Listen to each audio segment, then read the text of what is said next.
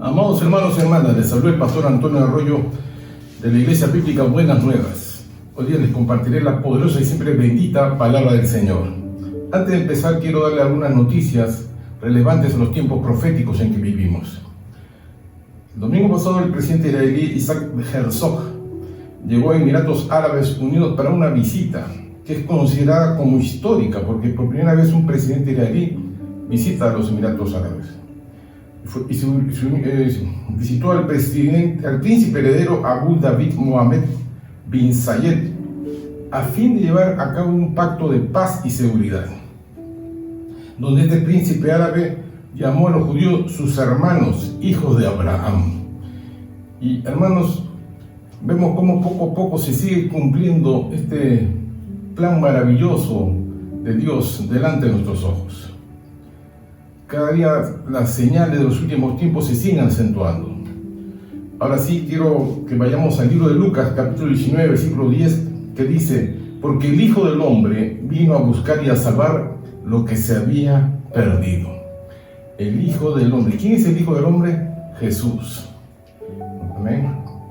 El domingo pasado vimos cómo la creación de Dios fue sujeta a esclavitud por parte del diablo, tal como lo señala el apóstol Pablo en el libro de Romanos 8, 20 al 21, según la versión castellano antiguo, que dice: pues la creación, el universo creado por Dios, quedó sometida a fracaso y vaciedad, no de grado, sino porque Dios la sometió, aunque no lo hizo sin dar lugar a la esperanza de que toda ella llegará también a ser liberada de la esclavitud de la corrupción para gozar de la misma gloriosa libertad de los hijos de Dios.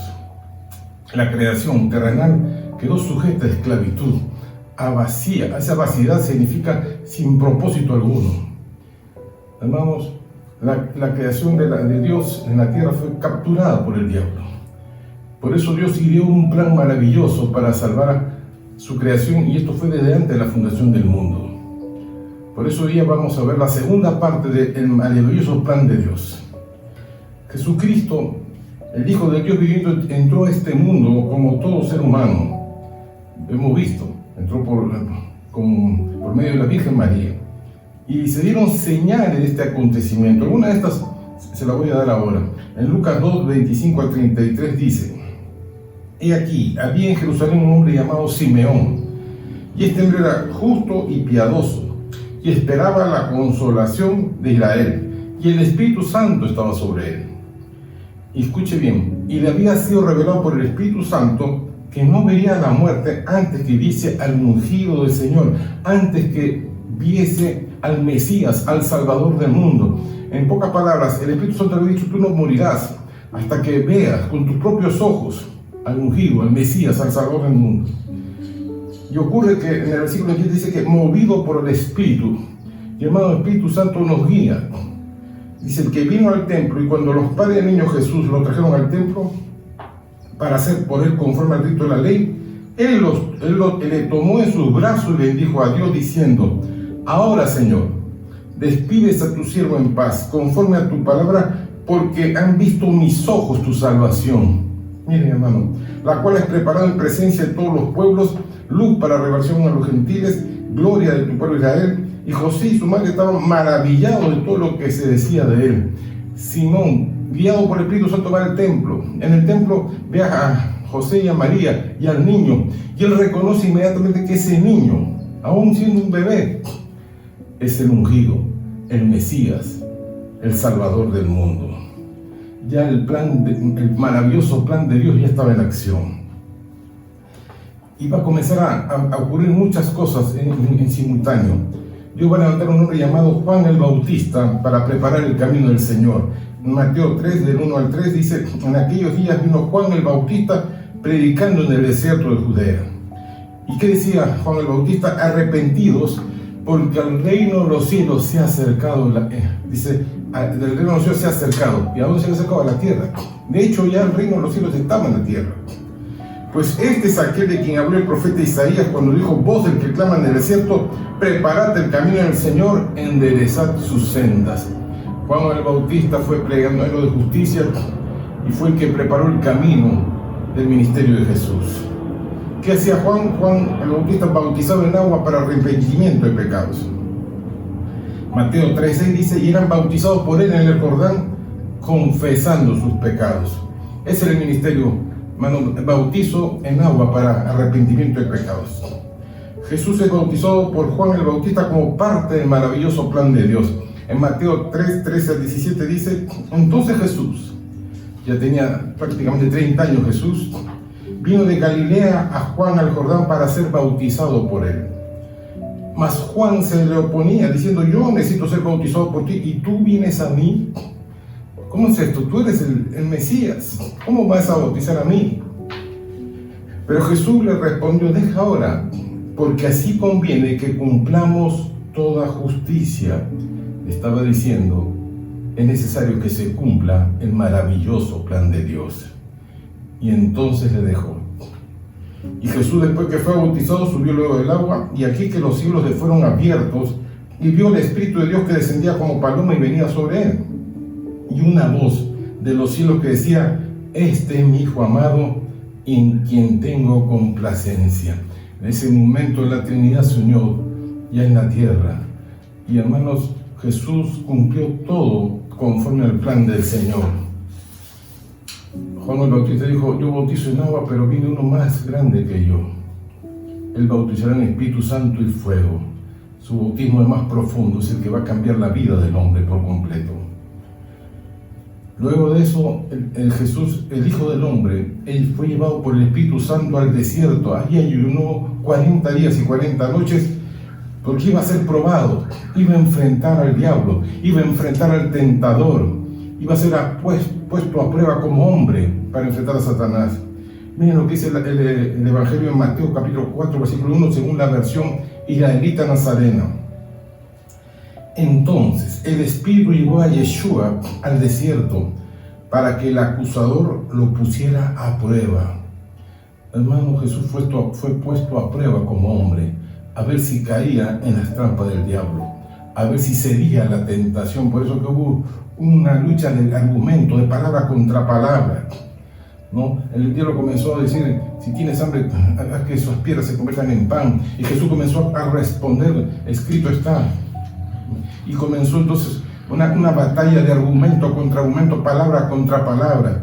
Jesús venció a Satanás, venció al diablo, usando siempre esto, escrito está. ¿Y dónde estaba escrito? En su corazón, porque Jesús es la palabra viviente. Dice la Biblia que entonces, en Mateo 4:11, el diablo entonces le dejó, y aquí vinieron ángeles y le servían. Hermanos, Jesús pasó la prueba, Jesús no cayó. Y eso que el diablo le ofreció todos los reinos en la tierra, pero Jesús se mantuvo firme. Y ahí entonces, el diablo le dejó, pero lo va a dejar por un tiempo, porque va a volver a acecharlo. De ahí Jesús, habiendo pasado por la prueba, comenzó a predicar el Evangelio del reino de Dios. En Marcos 1, del versículo 14 al 15, dice, después que Juan fue encarcelado, Jesús vino a Galilea predicando el Evangelio del reino de Dios, diciendo, el tiempo se ha cumplido. Escuche bien, el tiempo se ha cumplido y el reino de Dios se ha acercado. Arrepentíos y creed en el Evangelio. Ten fe en las buenas nuevas, ten fe en las buenas noticias de Dios. Hermanos, hay mucho que hablar sobre el ministerio de Jesús. Hemos condensado para que podamos entender este maravilloso plan de Dios. Jesús ya está en la tierra, ya llegó a los 30 años, ha comenzado su ministerio y sabe que tiene un tiempo determinado, 3 años y medio, va a comenzar a ejercer todo su ministerio. Y entonces, como él sabe que esto tiene un tiempo limitado, va a llamar y va a formar discípulos, hombres, y va a empezar con unos pescadores. En Marcos 1, del 16 al 20 dice, andando junto al mar de Galilea, vio a Simón y a Andrés su hermano, que echaban la red en el mar, porque eran pescadores.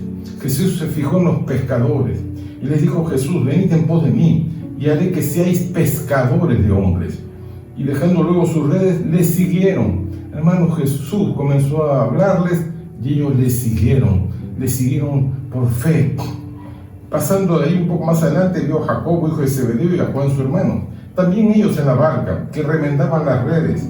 Y luego los llamó, y dejando su padre Zebedeo en la barca con los jornaleros, le siguieron. Hermano, Jesús llamaba y le siguieron. Dios te está llamando hoy, está llamando a tu familia a seguirlo.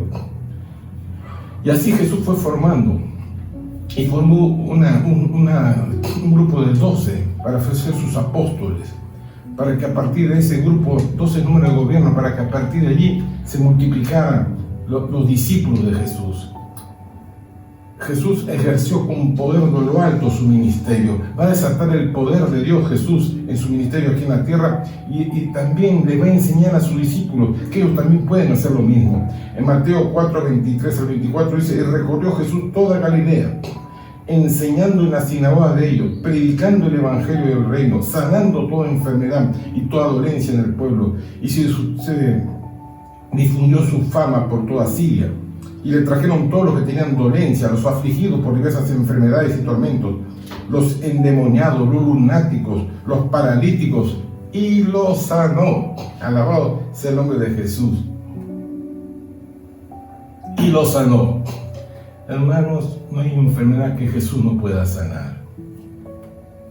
La Biblia dice que lo que es imposible para los hombres es posible para Dios. Pero también va a haber algo, usted va a notar en los evangelios, algo que le va a sorprender.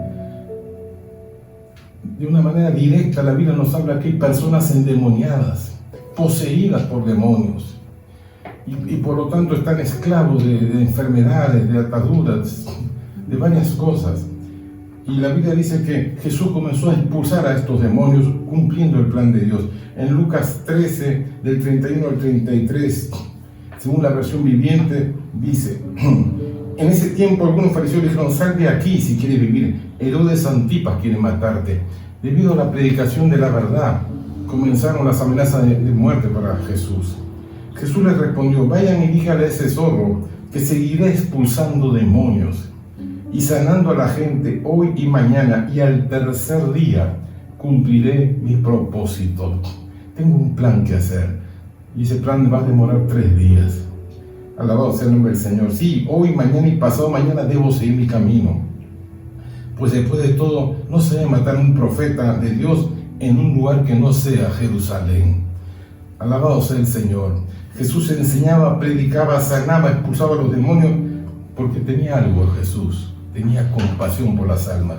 En Mateo 9, 35 al 36 dice: y Jesús recorría todas las ciudades y las aldeas, enseñando en las sinagogas de ellos, predicando el evangelio del reino, sanando toda enfermedad y toda dolencia del pueblo. Y al ver las multitudes tuvo compasión de ellas, porque estaban desamparadas y dispersas como ovejas que no tienen pastor.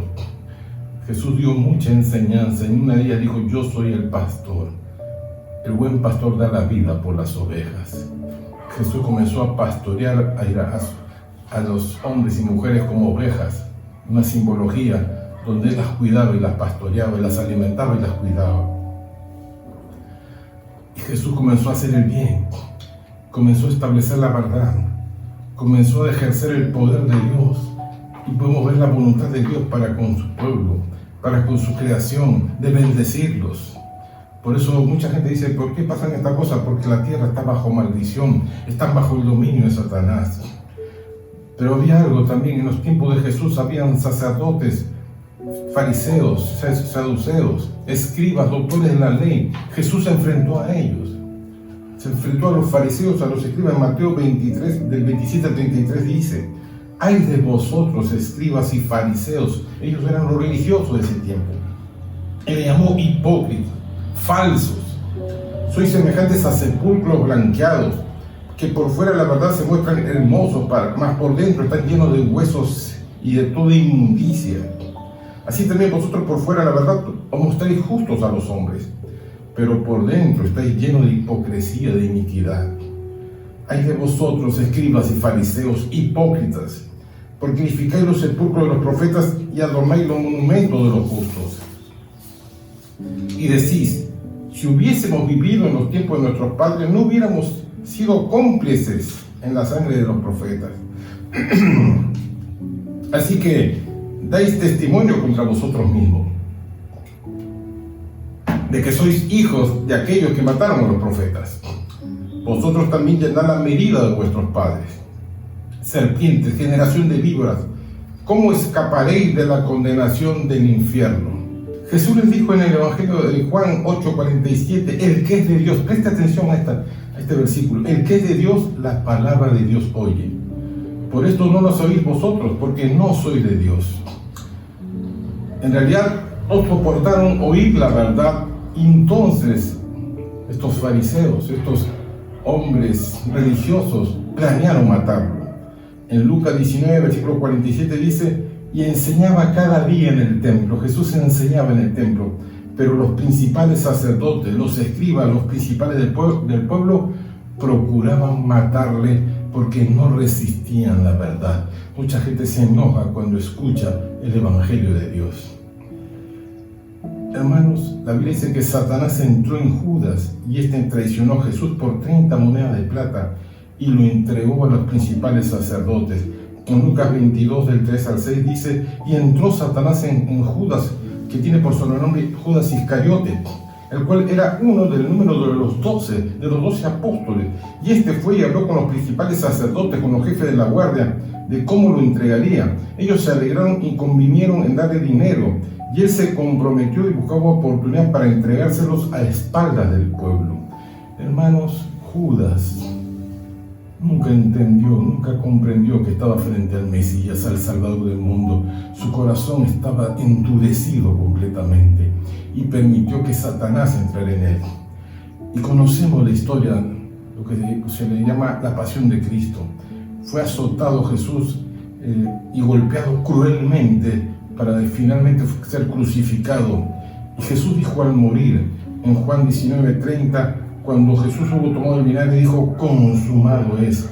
Y habiendo inclinado la cabeza, entregó el Espíritu. Hermanos, en la misma cruz, Jesús dijo, consumado es. También dijo, perdónanos, Padre, porque no saben lo que hacen. Hermanos, Jesús cumplió el plan de Dios tal como estaba planeado.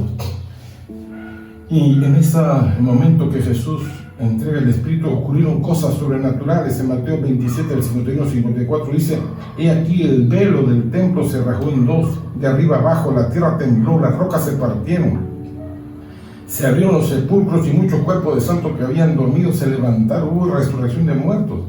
Y saliendo de los sepulcros después de la resurrección de él, vinieron a la santa ciudad y aparecieron a muchos. El centurión y los que estaban con él guardando a Jesús, visto el terremoto y las cosas que habían sido hechas, temieron en gran manera y dijeron, verdaderamente, este es el Hijo de Dios. Hasta el centurión romano dijo, este es el Hijo de Dios. Y hermanos, aquí vemos cómo Jesús entra a este mundo, predica, enseña el Evangelio, sana a los enfermos, echa fuera demonios y comienza a revelar los misterios del reino de Dios. Comienza a predicar la verdad. Y él dijo, yo soy el camino, la verdad y la vida. Nadie puede venir al Padre si no es por mí. Y entonces, hermanos, enseñanza tras enseñanza, estableciendo los fundamentos del reino de Dios. Y por decir la verdad, fue a la cruz, lo crucificaron. Y hermanos, el diablo hizo una fiesta en el infierno. El diablo estaba feliz, habían matado al Hijo del Dios viviente. Lo que él no sabía, que la muerte de Jesús era parte del maravilloso plan de Dios para salvar y recuperar su creación. Y miren, y escuchen lo que dice el apóstol Pablo en 1 Corintios 2, del 6 al 8. Sin embargo, dice Pablo, hablamos sabiduría entre los que han alcanzado madurez. Madurez es aquel que ha madurado, ha crecido, entiende ahora. Un bebé no entiende, pero un hombre maduro, una mujer madura sí entiende. Dice, y sabiduría que no es de este siglo ni de los príncipes de este siglo que perecen, mas hablamos sabiduría de Dios en misterio, la sabiduría oculta, la cual Dios predestinó antes de los siglos para nuestra gloria. La versión viviente dice de esta manera, no, la sabiduría de la que hablamos es el misterio de Dios. Su plan que antes había estado escondido, ahora, dice, aunque lo hizo para nuestra gloria final, aún antes de comenzar el mundo. La que ninguno de los príncipes de este siglo conoció, porque si lo hubieran conocido, nunca hubiesen crucificado al Señor de la gloria. El diablo no podía matar a un hombre justo, y Jesús era justo, no era pecador, y al matarlo quebró la ley divina de Dios y perdió el dominio que tenía sobre la creación. Hermanos, Jesús vino a este mundo como hombre y como hombre venció a Satanás. Dio la vida por nosotros y nos salvó. Y ahora todo aquel que le confiesa como Señor y Salvador es liberado de la potestad de las tinieblas y pasa a su reino de luz admirable. Y tiene poder sobre el pecado, y tiene poder sobre Satanás, porque ahora pertenece al reino de Dios. Hoy yo te invito a romper esa atadura del diablo y que tú y tu casa se acerquen al Dios viviente, aquel que ha creado un plan para redención. Si tú estás escuchando este mensaje es porque Dios te ha movido, así como movió a Simeón, para que escuches la palabra de Dios, esta palabra que salvará tu vida, la cambiará por completo, y verás cómo se va cumpliendo delante de todos nosotros este plan maravilloso del Señor. Y hermanos, Jesús dijo, yo regreso, me voy, pero vuelvo por mi iglesia. Jesús viene pronto. Te invito a hacer una oración conmigo en este momento. Ahí donde estás, cierra tus ojos, inclina tu rostro. Padre amado, en el nombre de Jesús, te doy gracias, oh Dios, por la oportunidad de acercarme a ti. Como pecador te pido perdón por todas mis rebeliones. Dios mío, te necesito, ayúdame, cambia mi vida, sácame de las tinieblas y llévame a tu luz admirable. Creo en Jesucristo, que es el Hijo de Dios. Creo que vino a este mundo a predicar, a enseñar el Evangelio. Murió en una cruz por la verdad, y por su sangre poderosa mis pecados son borrados ahora. Hoy lo confieso a Jesucristo como mi Señor y Salvador.